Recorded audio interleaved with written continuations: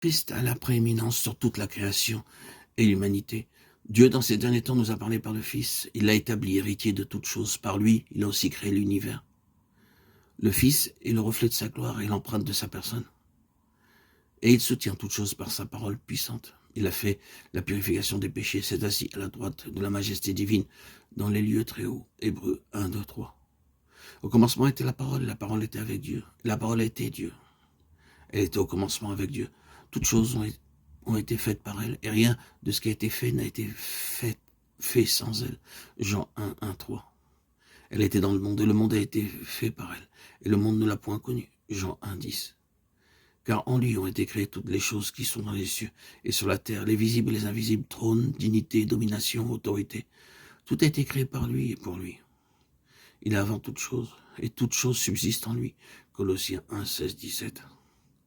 Néanmoins, pour nous, il n'y a qu'un seul Dieu, le Père, de qui viennent toutes choses, et pour qui nous sommes. Il y a un seul Seigneur Jésus-Christ, par qui sont toutes choses, et par qui nous sommes. 1 Corinthiens 8, 6. Lorsque le Père a conçu le plan selon son bon plaisir, le Fils l'a approuvé. Il a créé et agi en vue de sa réalisation. Le Saint-Esprit a fourni l'énergie pour l'exécuter. Le Fils est le créateur de toutes choses, le premier-né de toute la création. Colossiens 1,15. Celui qui a la prééminence sur toutes choses est le commencement, littéralement le chef, le principe de toute la création de Dieu.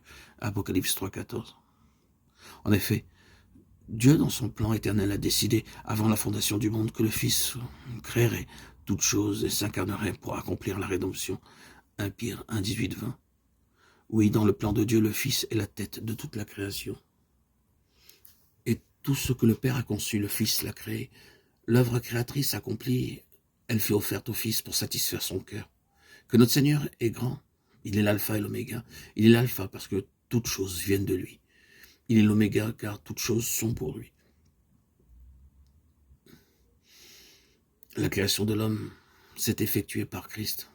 Je veux cependant que vous sachiez que Christ est le chef de tout homme, que l'homme est le chef de la femme et que Dieu est le chef de Christ. 1 Corinthiens 11, 3.